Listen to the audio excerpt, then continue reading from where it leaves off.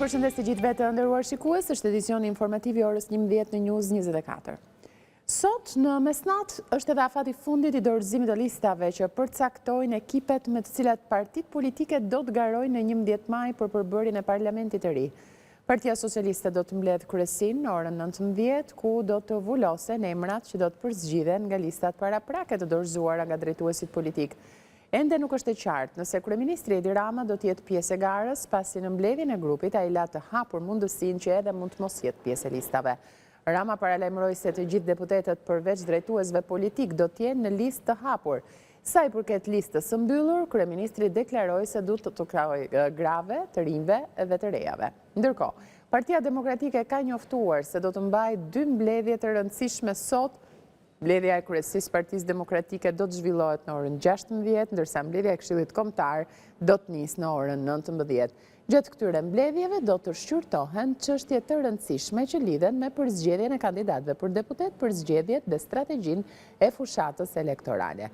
Pritet që pas diskutimeve të shpallen emrat e kandidatëve që do të përfaqësojnë Partinë Demokratike në zonat zgjedhore në të gjithë vendin. 3 kryebashkiak socialist kanë paraqitur dorëheqjen përpara këshillave bashkiak për të bërë pjesë e garës për zgjedhjet parlamentare të 11 majit.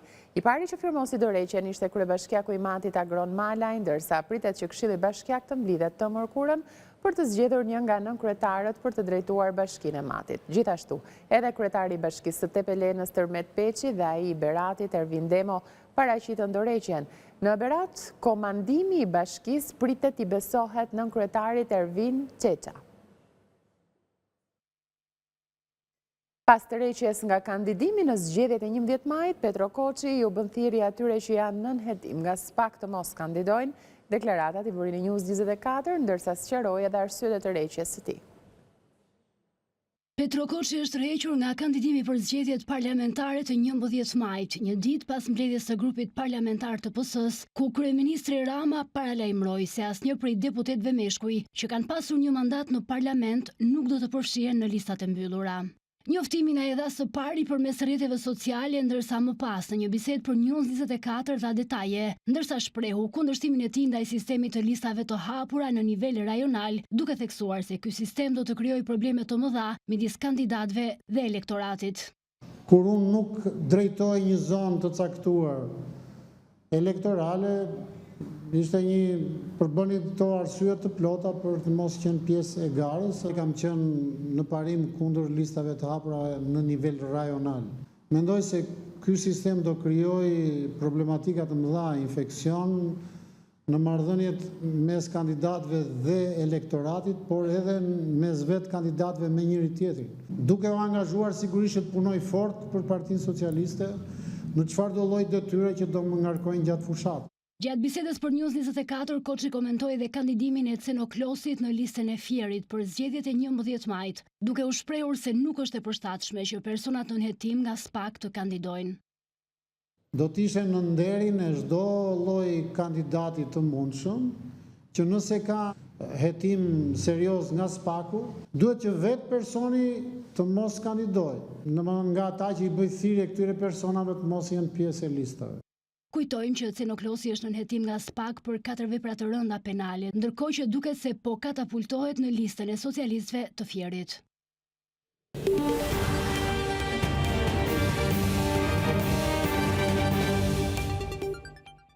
Platforma TikTok pritet të mbyllet në 13 mars në të gjithë vendin. Autoriteti Kombëtar për Sigurinë Kibernetike ka kërkuar nga kompanitë e internetit marrjen e masave të nevojshme për bllokimin e aksesit në rrjetet sociale. Platforma e rrjeteve sociale TikTok pritet të mbyllet më 13 mars për të gjithë përdoruesit në territorin e Shqipërisë. Autoriteti Kombëtar për Sigurinë Kibernetike ka kërkuar nga kompanitë e internetit marrjen e masave të nevojshme për bllokimin e aksesit në aplikacion. Secili sipërmarrës duhet të paraqesë konfirmimin me shkrim në AKEP dhe për dieni Autoritetit Kombëtar për Sigurinë Kibernetike për mbylljen e aksesit të IP-ve dhe domeneve brenda datës 13 mars 2025. Thuhet në kërkesën e Autoritetit Kombëtar për Sigurinë Kibernetike drejtuar kompanive të internetit. Në shkres citohet baza ligjore dhe lista e të gjitha IP-ve dhe domeneve për të cilat kërkohet bllokimi i aksesit në TikTok. Ministri e Arsimit Ogerta Manastirliu njoftoi më 7 mars vendimin e qeverisë për ndërprerjen e aksesit në TikTok në territorin e Shqipërisë për një periudhë 12 mujore, deri në momentin që kjo platformë të zbatoj standardet e sigurisë dhe moshës për përdoruesit e mitur.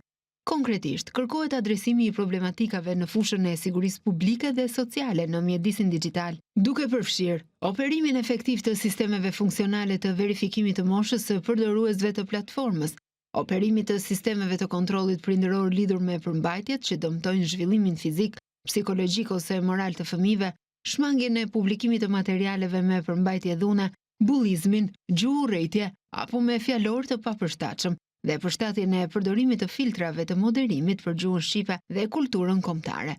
Autoritetet në bashkëpunim me ofruesit e internetit dhe platformat teknologjike do të marrin masat e nevojshme për zbatimin e këtij vendimi dhe vlerësimin e efektivitetit të tij në vazhdimsi.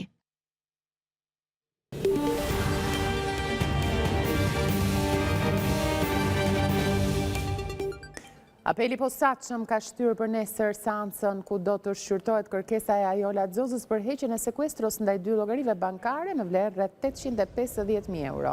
Seanca u shty pasi avokati Dritan Jahaj kërkoi kohë që të njihet me aktet. Xoza kërkon heqjen e sekuestros pasi argumenton se këto fonde janë të ligjshme dhe të ardhura nga burime të rregullta, duke kundërshtuar akuzat e SPAK që i konsideron të dyshimta. Ajola Xoza është lënë në masën e detyrimit për paraqitje pasi po hetohet për disa akuza: korrupsioni pasiv i funksionarëve të lartë shtetëror ose i të zgjedhurve vendor, pastrimi produkteve të veprës penale ose veprimtarisë kriminale dhe fshehje pasurie. Ajo ka bërë rekurs në gjykatën e lartë për vendimin e apelit të GJKK-s që ka miratuar kontrollet në bizneset e saj dhe sekuestrimin e celularit. Xoza ka kundërshtuar gjithashtu vendimin për kontrollin apartamentin e përshtatur si magazine Sky Tower, i cili u realizua në 3 shkurt. Pas një seance maraton që zgjati rreth 7 orë, apeli posaçëm ka shtyrë për sot shqyrtimin e kërkesës së kryebashkiakut të Tiranës, Erion Veliaj, i cili kërkon lirimin nga qelit e paraburgimit. Në seancën e djeshme, prokurorët e SPAK kanë paraqitur prova të reja, ndërsa avokatët kërkuan të njihen me to. Apeli i gjykatës së posaçme shtyu për të mërkurën vazhdimin e seancës për shqyrtimin e masës së sigurimit arrest në burg për kryebashkiakun e Tiranës, Erion Veliaj.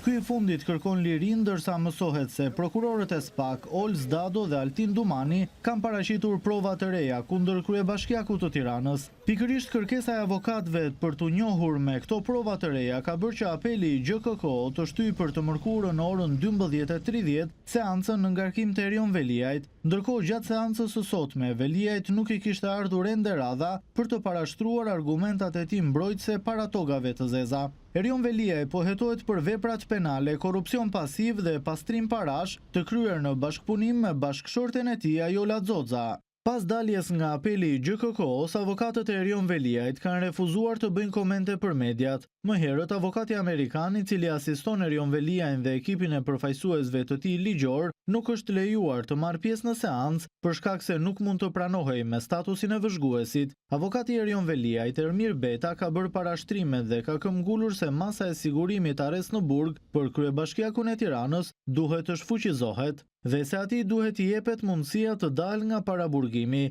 Ankimin e kryetarit të Bashkisë së Tiranës, i cili u arrestua më 10 shkurt, po e shqyrton gjyqtari i apelit të posaçëm Engert Pëllumbi. Bashkë me Veliaj në gjykatë u paraqit edhe biznesmeni Elman Abule, i cili po ashtu kërkon heqjen e masës së sigurimit arrest në burg. Heqje mase kërkojnë edhe 3 biznesmenët, Shkëlqim Fusha, Gentian Sula dhe Meriman Palushi, që ndodhen në detyrim paraqitje, por që u përfaqësuan në seancë nga avokat. Ndërkohë Ajola Xoza, bashkëshortja e Veliajt dhe biznesmeni Fatmir Bektashi nuk e kanë kundërshtuar masën e sigurimit detyrim paraqitje.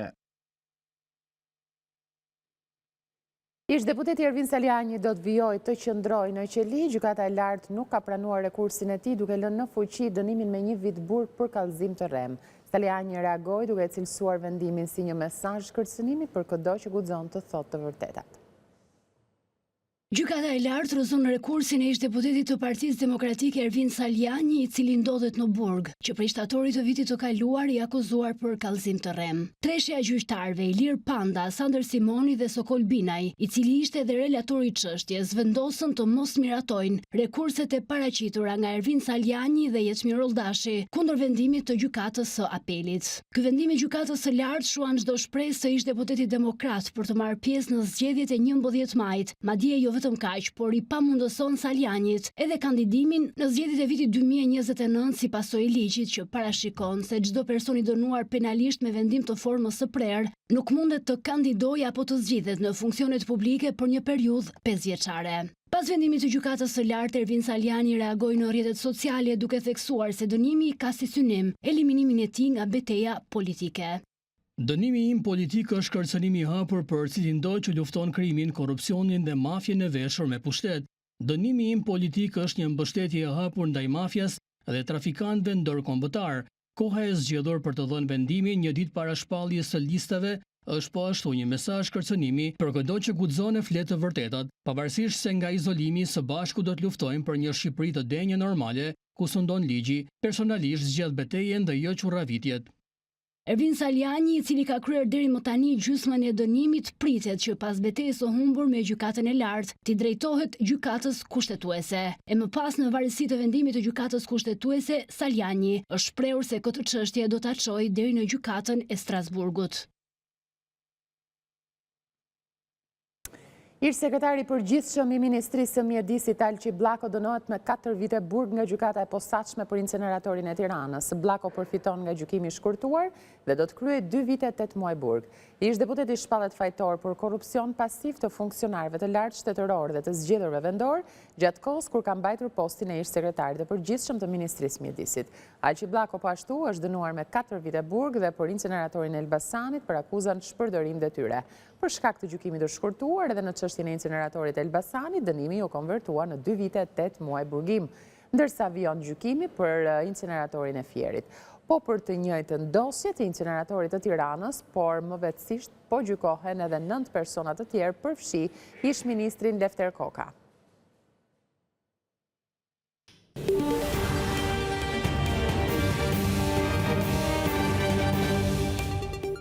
Nisma e propozuar nga deputeti Erion Braçe që kërkon barazimin e TVSH-s 20% në bujqësi nuk ka marrë ende miratimin e Komisionit e Ekonomisë. Ministria e Financave kërkoi më shumë kohë, ndërsa vetë propozuesi pati kritikat ashpra për Ministrin e Financave Petrit Malaj, për cilin tha se duhet të ishte në komision dhe jo duke bërë fushat në Myzeqe. Nisma e propozuar nga deputeti Erion Braçe që kërkon barazimin e TVSH-s 20% në bujqësi, pasi sot një grumbullues kur blen produktin tek fermeri, rimbursimin e TVSH-s e ka 0, ndërsa kur e blen në import të rimbursohen 20%, nuk ka marrë ende dritën jeshile nga Komisioni i Ekonomisë. Çfarë kanë propozuar që TVSH-ja në blerje nga fermeri të jetë 20% dhe TVSH-ja në shitje 20%. Dhe TVSH-ja paguesme, TVSH në shitje minus TVSH në blerje, dhe natyrisht diferenca. Që mos funksionojë si tatim mbi qarkullimin dhe mos disfavorizojë prodhimin vendas. Në komision, përfaqësues të Ministrisë së Financave ndonë se ishin në dieni të problematikës, thanë se do të ketë shumë shpejt një vendim zyrtar. Ne do studiojmë në mënyrë të përshpejtuar dhe po ja them, angazhohem personalisht për këtë gjë, për ta rishikuar gjithë procedurat që janë bërë përpara dhe për t'ju dhënë një përgjigje ashtu siç e meriton serioziteti i njerëzve dhe zotrinëve deputet në këtë komision. Duke kritikuar qeverinë, deputetja Yrida Tabaku cilësoi një tallje mosmiratimin e kësaj nisme, teksa tha se bujqësia është në rënje. Do ta mbysin fshatin, do e nxjerrin fare jashtë qarkullimi. Me çfarë do mbahet turizmi që thoni kemi turist? Me çfarë do jetojnë 300.000 fermer? Duhet mendojmë disa politika që shkojnë për fshatin. Në qoftë se juve këtu vini dhe talleni, sinqerisht më duket tallje me të njëjtat justifikime që kanë ardhur 4 ministra financash ne i kanë thënë, të kishte ardhur vetë zonja Denaj këtu. Se na i tha vjet zonja Denaj, na i tha para 6 muaj zonja Denaj, nuk është çështje re kjo. Propozuesi i nismës Erion Braçe pati kritika të forta për ministrin e financave, të cilin e kërkoi të ishte pjesëmarrës në diskutim në vend që të bëj fushat në Myzeqe. Është e turpshme që ministri i financave nuk vjen këtu të përballet për një çështje që shqetëson mbi 45% të popullsisë të këtij vendi Dhe që natyrisht impakton një sektor prodhues që është sektori më i madh prodhues në vend. Dhe tani gjithë kjo tallje që ndodh tani, ndodh thjesht dhe vetëm pse këtu në këtë propozim është emërim. Se po t'ishte emri i ministrit tënd të financave, kjo do kishte kaluar për 1 sekond. Me që është puna e fundit, po them edhe një herë tjetër. Unë do jam shumë i kënaqur që kjo gjë të votohet kundër në Parlamentin e Shqipërisë. Dhe do ja votën time ministrit që sot bën fushat në Myzeqe, ministrit financave, dhe ta shikoj se si do votoj kundër. Nisma e deputetit Erion Braçe për tatimin mbi vlerën e shtuar në Republikën e Shqipërisë është miratuar më herët në parim në Komisionin e Ekonomisë. 118.5 milion euro do të kushtoj zbatimi i projektit Smart City për instalimin e kamerave të sigurisë dhe radarëve në qytetet kryesore dhe në rrugët e vendit. Projekt marrëveshja me Abu Dhabin u miratua në Komisionin e Jashtëm, ku zëvendës ministri i Brendshëm Besford Lamallari tha se projekti ka rëndësi siguri etike për vendin, ndërsa theksoi se zbatimi do të kalojë në një fazë prej 12 muajsh. Komisioni parlamentar për politikën e jashtme miratoi marrëveshjen e UAS me Fondin e Zhvillimit të Abu Dhabit, që i hap rrugë zbatimit të projektit Smart City për instalimin e radarëve dhe kamerave të sigurisë në qytetet kryesore të vendit. Zëvendës ministri i Brendshëm Besford Lamallari tha në komision se projekti do të kushtoj 118.5 milion euro, nga të cilat 20 milion janë siguruar në formë granti. Kemi një koncept të zgjeruar të sigurisë publike, duke përfshirë shtrije të elementeve më të sofistikuar të teknologjisë, duke përfshirë këtu dhe përdorimin e inteligjencës artificiale, përmes instalimit të kamerave, të radarëve, të sensorëve të zhurmave, të kamerave të trupit, përfshi këtu si në rrugët në akset rrugore kryesore kombëtare, të cilat janë në kontrollin e policisë shtetit, por gjithashtu edhe në mjedise me rëndësi pra dhe me ekspozim të lartë publik. Sipas zëvendës ministrit të Brendshëm, pas zbatimit të këtij projekti dhe shtimit të kamerave të sigurisë dhe informacionit inteligjent, përfitues do të jenë komunitetet e prindërve, studentët dhe nxënësit, fal informacionit që do grumbullohet në Smart City dhe do përdoret për herë të parë në vendin tonë. Projekti do të përfshijë një fazë zbatimi për 12 muajsh dhe është pjesë e marrëveshjes ka qenë dhe sigurimi një fazë funksionimi dhe mirëmbajtje për një periudhë 48 mujore. Unë mendoj që kjo është vërtet jo vetëm një rëndësi, por është një rëndësi të jashtëzakonshme për vendin tonë, për sigurinë rrugore dhe atë publike. Gjatë diskutimeve, deputeti Vangel Dule shprehu shqetësim në lidhje me faktin se ky projekt ligj për te sigurisë rrugore dhe publike mund të cënojë mbrojtjen e të dhënave të qytetarëve. Ambasadori i Bashkimit Evropian në Tiranë, Silvio Gonzato, ka bërë të qartë mbështetje ndaj objektivit të Shqipërisë për mbylljen e negociatave në vitin 2027, por ambasadori deklaroi gjatë mbledhjes së Këshillit Kombëtar të Integrimit se i gjithë procesi do të monitorohet nga afër. Delegacioni i Bashkimit Evropian në Tiranë mbështet objektivin e qeverisë shqiptare në procesin negociues me Brukselin zyrtar për mbylljen e negociatave në vitin 2027. Në mbledhjen e Këshillit Kombëtar të Integrimit, ambasadori Silvio Gonzato vuri theksin tek vijimi i reformave që do të përafrojnë legjislacionin shqiptar me atë të Bashkimit Evropian. Shpresojmë që të gjithë grup kapituj të hapen këtë vit, por sfida e vërtet nuk është hapja e grup kapitujve, por kryerja e reformave që janë të domosdoshme në mënyrë që legjislacioni i Shqipërisë të jetë në përputhje me atë të BE-s në të gjithë fushat, ndaj mbështesim objektivin dhe qëllimin e madh të Shqipërisë për të çelur të gjithë kapitujt deri në fund të vitit 2027, dhe për këtë arsye do të keni përkrah delegacionin e BE-s që do ju shoqërojë në këtë proces, por edhe do t'ju monitorojë me një vëmendje të tejskajshme. Kryetare e Këshillit, demokratja Jorita Tabaku, teksa nënvizoi mbështetjen për integrimin evropian, theksoi se qeveria duhet të jetë më e hapur në këtë proces. Ne nuk matemi dot me se sa kapituj janë hapur, po me sa grup kapituj mbyllim me sukses. Shqipëria sot është në një moment delikat për të parë a ka mundësi që institucionet demokratike të funksionojnë, a ka mundësi që të mbajmë zgjedhjet lira dhe të ndershme, a ka mundësi që të tregojmë që ato standardet europiane të cilat çdo ditë aspirojmë së pari t'i zbatojmë vetë. Procesi i integrimit nuk është një proces burokratik i mbyllur në një sirtar të qeverisë. Duhet të jetë një proces transparent, duhet të jetë për shqiptarët. Ndërkohë që ministri e shtetit, një herë krye negociatori Jan Marlinda Dhuka, foli për një proces pozitiv të negociatave. Shqipëria po pret vendimin e vendeve anëtare për konferencën e radhës ndërqeveritare për t'i çelur negociatat për 17 fusha të tjera të ekonomisë, të tregut, dhe të konkurrueshmërisë. Këshilli Kombëtar i Integrimit Evropian është një strukturë këshillimore kombëtare për integrimin evropian pranë kuvendit, me qëllim nxitjen dhe garantimin e bashkëpunimit ndërmjet forcave politike, institucioneve publike dhe shoqërisë civile. Shkojmë në një hapësirë publicitare tani.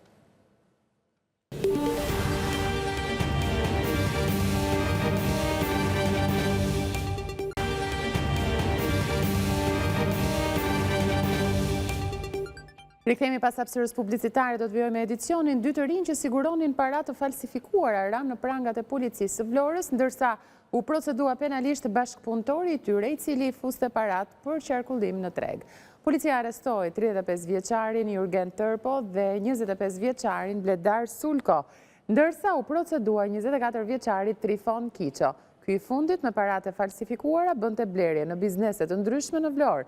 Gjatë operacionit Fake Cash, u sekuestrua në cilësinë e provës materiale një shumë prej 2.550 eurosh të dyshuar dhe falsifikuara në prerje 50 dhe 100 euro.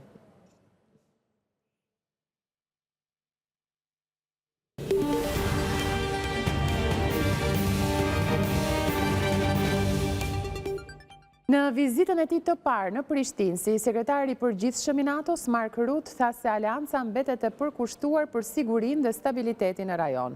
Ai nënvizoi se përparimi në dialogun Kosovë-Serbi kërkon fleksibilitet dhe vendime të vështira me qëllim që të arrihet një paqe afatgjatë. Sekretari i përgjithshëm i NATO-s Mark Rutte tha në Prishtinë se dialogu mes Kosovës dhe Serbisë është e vetmja mënyrë për të zgjidhur çështjet e hapura, duke shtuar se kërkohet fleksibilitet dhe kompromise. Për ta lëvizur këtë dialog përpara, të dyja palët duhet të tregojnë fleksibilitet dhe të bëjnë kompromiset e nevojshme dhe të përqendrohen në përfitimet afatgjata. Sipas tij, normalizimi sjell më shumë stabilitet dhe siguri për mbar rajonin. Në konferencën e përbashkët për media me presidenten Vjosa Osmani, Rutte deklaroi se stabiliteti në rajonin e Ballkanit Perëndimor varet nga të gjitha palët, duke zgjidhur diplomasinë në vend të dhunës. Zgjidhja për paqe afatgjat është politike, tha shefi i NATO-s. Rutte shtoi se prania e tij sot në Kosovë është demonstrim i qartë i përkushtimit të palëkundur të NATO-s për siguri afatgjate në gjithë Kosovën dhe pastaj edhe për stabilitetin e rajonit. NATO has supported peace and stability in the Western Balkan region for 30 years now. NATO ka mbështetur paqen, stabilitetin në Ballkanin Perëndimor tashmë për 30 vite me radhë. Which is currently our longest, as you said, and Përkushtimi ynë mbetet i qëndrueshëm edhe sot i udhëhequr nga KFOR-i, që është misioni më afatgjatë dhe më i madh. sitting at the first row, our KFOR troops work relentlessly. Trupat tanë të KFOR-it punojnë pa pushim për të siguruar një ambient të qetë dhe të sigurt për të gjitha komunitetet që jetojnë në Kosovë. In line with KFOR's long-standing UN mandate. Kurse presidenti Vjosa Osmani deklaroi se Kosova do të vazhdojë të jetë aleat i besueshëm i NATO-s dhe misionit të saj. Ajo mbështeti deklaratën e bërë një ditë më herët në Bosnjë nga Rutte, se në rajon nuk duhet të ketë vakume të sigurisë. Siç e thatë me të drejtë ju dje në Bosnjë Hercegovinë, është me rëndësi që ky rajon mos të ketë vakume të sigurisë. Sepse siç ka dëshmuar historia, shpesh herë ato vakume janë keq përdorur nga faktor malign, të cilëve nuk ju intereson paqja, siguria, por vetëm kaosi dhe jo stabiliteti. Për këtë qëllim, ne dëshirojmë të thellojmë partneritetin ton me NATO-n dhe me të gjithë aleatët si shtete anëtare, duke zhvilluar çdo ditë më shumë ushtrinë ton, Forcën e Sigurisë Kosovës. Gjatë vizitës në Prishtinë, shefi i NATO-s do të takohet me kryeministrin Albin Kurti.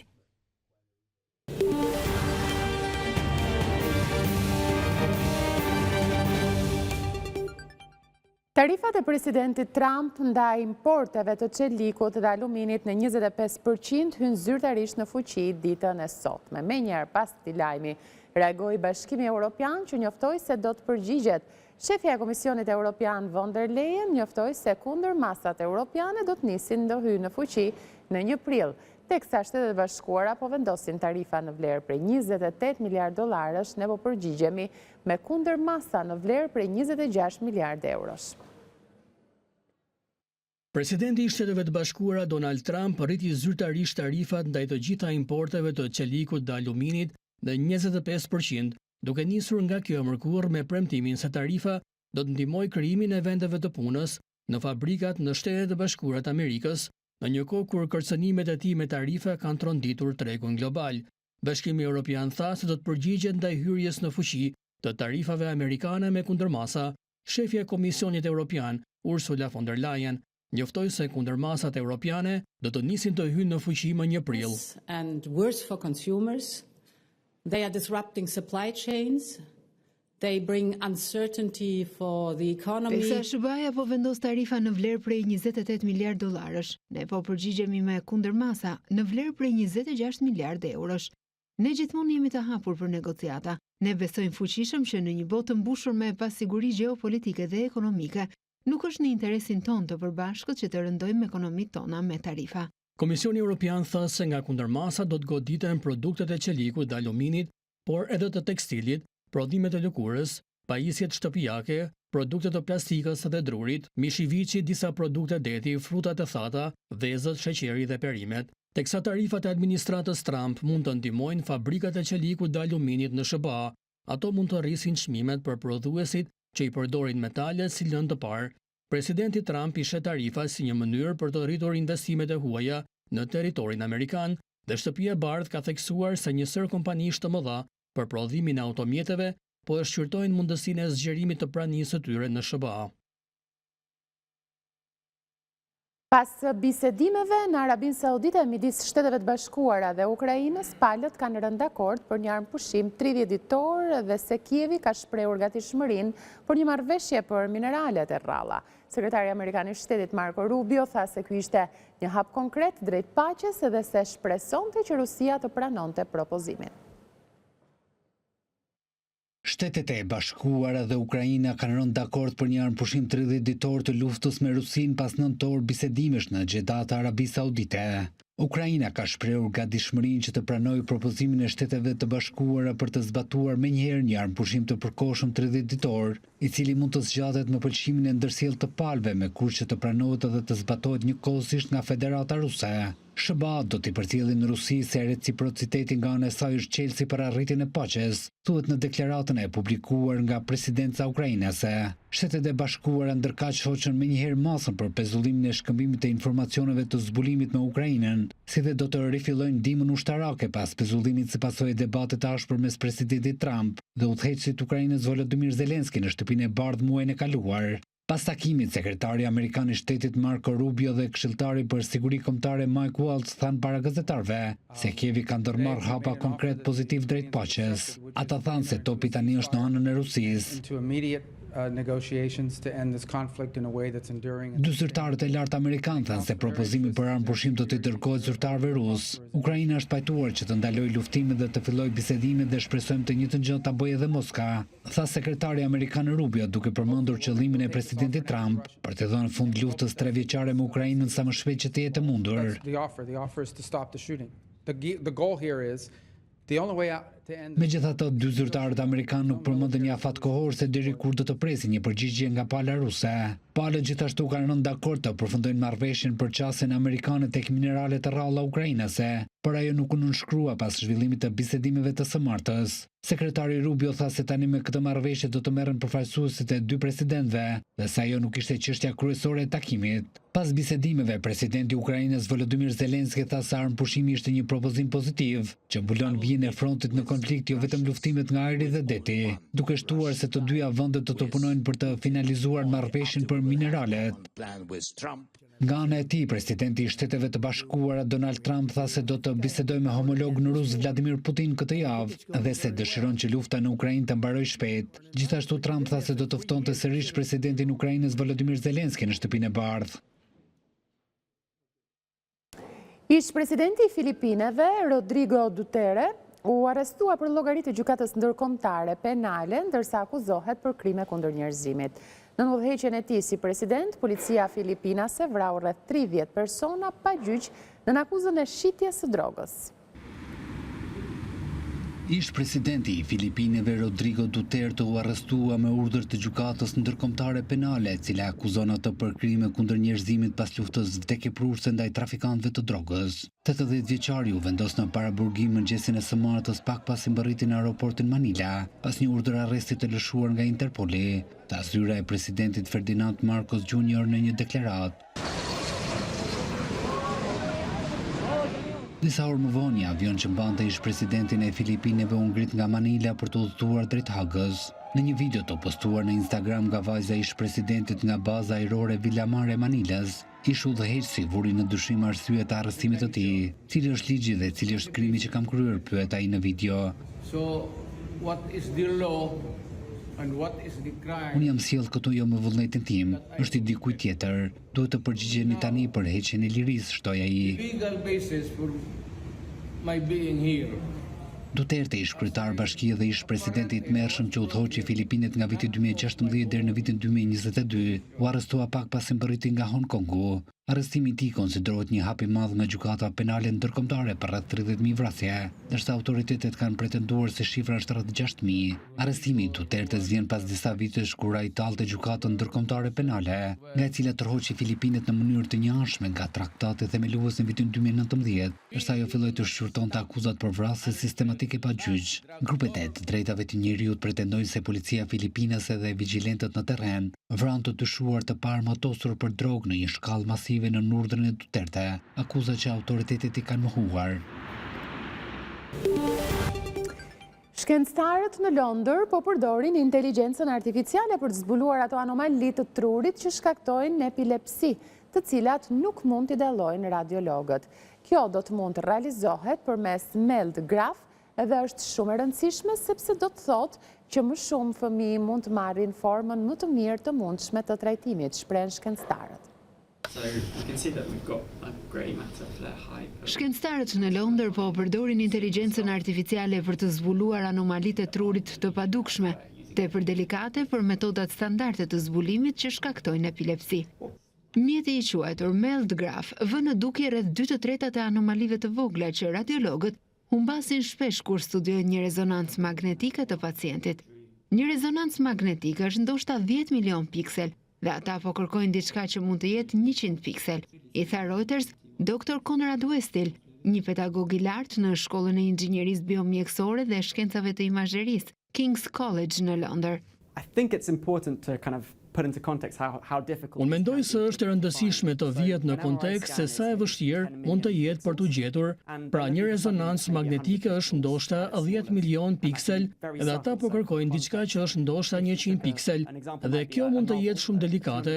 Mund të marrim si shembull një roman me 200 faqe, i cili ka 100.000 fjalë dhe ata po kërkojnë një fjalë që është me madhësinë e gabuar ose fontin e gabuar. Kështu që ju mund të shihni se si të pasurit e një mjeti të inteligjencës artificiale për të vënë dukje zonat e mundshme, mund ta përshpejtojnë atë proces dhe gjithashtu të gjejë gjëra që mund të kenë humbur.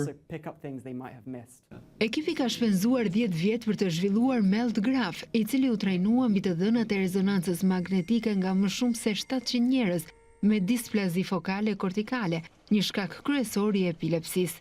Displazit fokale kortikale mund të jenë delikate dhe të vështira për të parë me syrin e njeriut, dhe deri thuajse gjysma e këtyre leksioneve mungojnë për radiologët.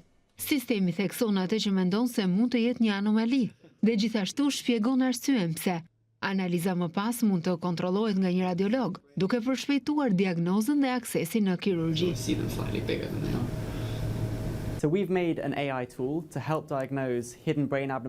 Pra ne kemi krijuar një mjet të inteligjencës artificiale për të ndihmuar në diagnostikimin e anomalive të fshehura të trurit tek fëmijët dhe të rriturit me epilepsi, dhe thelbësor është fakti se nëse mund të gjenden anomali të trurit, mund të realizohet një operacion që mund të shërojë krizat, dhe ajo që mund të bëjë mjeti ynë i inteligjencës artificiale është të gjejë 2/3 e atyre anomalive që mjekët mund të humbasin dhe kjo është vërtet e rëndësishme, sepse do të thotë që më shumë fëmijë mund të marrin formën më të mirë të mundshme të trajtimit. 23 spitale në mbar botën kanë gjetur shembuj ku kanë zbuluar këto anomali të trurit dhe i kanë ndarë me ne. Dhe kjo bëri që të mblidhen një grup i madh të dhënash, më shumë se çdo të mund të shihnin shumica e radiologëve gjatë jetës së tyre. Ajo që ne duhet të bëjmë është të ndajmë sa më shumë nga këta shembuj për t'i gjetur më lehtë këto anomali të trurit. Më pas mund të bëhet një skanim i ri, të tregojë se ku mendon se është anomalia dhe gjithashtu shumë e rëndësishme sa i sigurt është. Por dhe çfarë po përdor për të marrë atë vendim? Më pas një radiolog mund të shohë skanimin dhe të thotë po, mendoj se kjo po shkakton krizat. ndoshta ne mund të diskutojmë për një operacion të mundshëm. Then a radiologist can go back to that report and have a look at the scan and say, yes, I think this is causing the seizures. Maybe we can discuss surgery now. Epilepsia prek rreth 1 në 100 njerëz në mbar botën, me 1 në 5 raste të epilepsisë që shkaktohet nga një anomali strukturore në tru. So about 1 in 100 people suffer from epilepsy. Pra, rreth 1 në 100 njerëz vuajnë nga epilepsia dhe në rreth 1/3 e tyre medikamentet kundër konvulsioneve nuk ndihmojnë për të kontrolluar krizat. Për disa nga ata pacient, një anomali e trurit, pra një pjesë e trurit që nuk është formuar si duhet, po shkakton këto konvulsione dhe nëse mund të gjendet, atëherë mund të kryhet operacioni dhe potencialisht t'i kuroni krizat në ato mënyrë. Perhaps I can give a case example of a 8-year-old girl from... Ndoshta mund të jap një shembull të një vajze 8 vjeçare nga spitali Great Ormond Street. Ajo ka pasur kriza që në moshën 4 vjeçare. Mjekimi nuk po ndihmonte për të kontrolluar krizat dhe kështu ajo u referua në Great Ormond Street. Radiologu pas skanerin, ata menduan se kishte një anomali të trurit, por nuk ishin të sigurt. Ajo çfarë bën diferencë tani është fakti se në vend që të bësh ekzaminime të mëtejshme dhe të ketë më shumë vonesa, ata do të mund të përdorin pajisjen e re me inteligjencë artificiale në këtë pacient. Kjo pajisje do të mund të theksojë zonën që ata menduan dhe në këtë mënyrë mund të planifikojnë një operacion të mundshëm. Ndërsa pajisja nuk është ende e disponueshme klinikisht, ekipi e ka bërë softwarein me burim të hapur dhe po trajnon mjek dhe studiues në mbar botën për përdorimin e tij. Ky është edicioni lajmeve në News 24, për më gjërë juftojmë të klikoni në balkanu.com për lajmin më të fundit, mund të na ndiqni edhe përmes live streamit, si edhe në kanalin ton zyrtar në YouTube, News 24 Albania. Ju falenderoj për vëmendjen tuaj, miru takofshi.